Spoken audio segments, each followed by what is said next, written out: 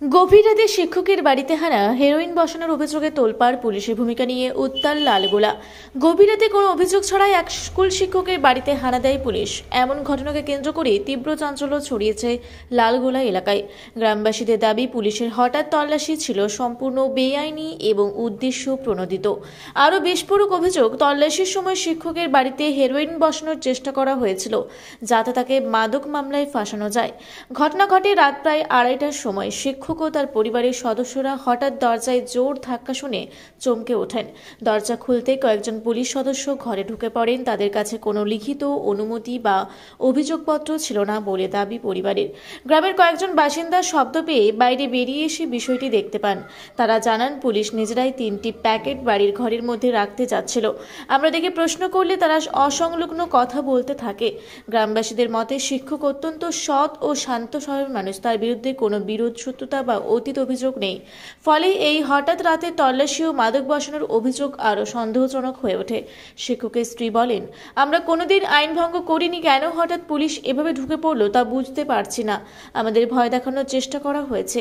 অন্যদিকে গ্রামের প্রবীণ বাসিন্দারা জানান, এই ঘটনার মাধ্যমে কারো ব্যক্তিগত স্বার্থ পূরণের চেষ্টা হতে পারে, নইলে বিনা অভিযোগে এমন অভিযোগ চালানোর প্রশ্নই ওঠে না। পুরো ঘটনার জেরে গ্রামবাসীরা থানায় লিখিত অভিযোগ দায়েরের প্রস্তুতি নিচ্ছেন। পুলিশের পক্ষ থেকে বলা হয়েছে, তারা নিয়ম মেনে তল্লাশি চালিয়েছে, তবে অভিযোগের সত্যতা যাচাইয়ে তদন্ত শুরু হয়েছে। এদিকে এলাকায় উত্তেজনা জারি। সাধারণ মানুষের প্রশ্ন, যদি কোনো নির্দোষ মানুষের বাড়িতে এইভাবে মাদক বসানোর চেষ্টা হয়, তবে নিরাপত্তা কোথায়? আগামী দিনেই পরিষ্কার হবে রাতের সেই রহস্যময় তল্লাশির আড়ালে ঠিক কী লক্ষ্য লুকিয়েছিল। প্রথমত, মানজারুল ভাইয়ের যে গ্রাম, সেই গ্রামবাসীকে বুক ভরা ভালোবাসা ও অভিনন্দন জানাই। কারণ তারা জনগণের যে শক্তি, জনগণের যে পাওয়ার, জনগণের যে ক্ষমতা, সেটা দেখিয়েছে যে জনগণ সত্যকে সত্য বলার সাহস রাখে, মিথ্যাকে মিথ্যা বলার সাহস রাখে। সে যত বড়ই নেতা হোক, সে যত বড়ই পুলিশকর্মী হোক, সে এসপি হতে পারে, সে ডিএম হতে পারে, সে কোনো থানার ওসি হতে পারে, অথবা কোনো থানার 5-8টা ভলেন্টিয়ার হতে পারে। হ্যাঁ, সেটা সেই জন্যে স্পেশালি আবারও আমি থ্যাঙ্কস জানাই। পাশাপাশি এই যে মানজারুল ভাইয়ের সঙ্গে যে ঘটনা ঘটেছে, এই ঘটনা যারা ঘটিয়েছেন চক্রান্ত করে, তাদের প্রতি একরাশ ঘৃণা এবং ঘৃণা, তারা তাদেরকে কিছু দিতে পারছি না। এবং স্পেশালভাবে বলতে চাই, এদের একদম মানে জন্ম লগ্ন থেকে এদের কুশিক্ষায় শিক্ষিত না হলে একজন প্রশাসনিক আধিকারিক হয়ে মিথ্যাভাবে একজন নাগরিককে ফাঁসানোর চেষ্টা করে। সে এসডিপিআই করতে পারে বা সে অন্য কোনো দল করতে পারে, এটা ম্যাটার করে না। আজকে এখানে সে একজন, প্রথমত আমরা ধরবো, সে একজন মানুষ। বারবার কেন, আরো আমাদের মুর্শিদাবাদে শুধু কি এই লালগোলা থানারই সাহেব আছেন, আর কি কোনো কেউ চাকরি করে না? তাদের এগেনস্টে এইরকম কোনো অভিযোগ আসে না। ইনি আমাদের যেটা প্রাথমিক যে তদন্ত, সেটা করে পেয়েছি, কোনো একটা গোষ্ঠী বা কোনো একটা জায়গার ইনি হচ্ছেন স্টুডেন্ট। সে কিন্তু মন থেকে মেনে নিতে পারছে না যে এখানে এসডিপিআই কর্মীরা ভালো কাজ করছে। আপনারা দেখেছেন যে লালগোলায় ভাঙ্গন থেকে শুরু করে যখন যেখানে বিপদ হয়েছে, সাধারণ মানুষের সব সময় ঝাঁপিয়ে পড়েছে, সব আগে ঝাঁপিয়ে পড়েছে। সেই ঝাঁপাটা শাসক এবং শাসকের সঙ্গে মিশ্রিত, যারা চাই দেখায় যে আমরা বিরোধী বা আমরা মুসলমানদেরকে ভালোবাসি বা আদিবাসীদেরকে ভালোবাসি বা দলিতদেরকে ভালোবাসি, পিছিয়ে পড়া মানুষকে ভালোবাসি, কিন্তু তাদের ভালোবাসার নমুনাটি কি এটাই? এখানে যিনি আমাদের যিনাদেরকে আমি লালগোলাবাসীর কাছে আমার প্রশ্ন করতে চাই, আপনারা যাদেরকে ক্ষমতা এবং পাওয়ার দিয়ে রেখেছেন, তারা যখন বিপদে পড়ে, তারা তখন দল দেখে না, দল মত নির্বিশেষে এক জায়গায় হয়ে তারা তাদের যে দাবি, সে দাবিটাকে আদায় করে নেয়।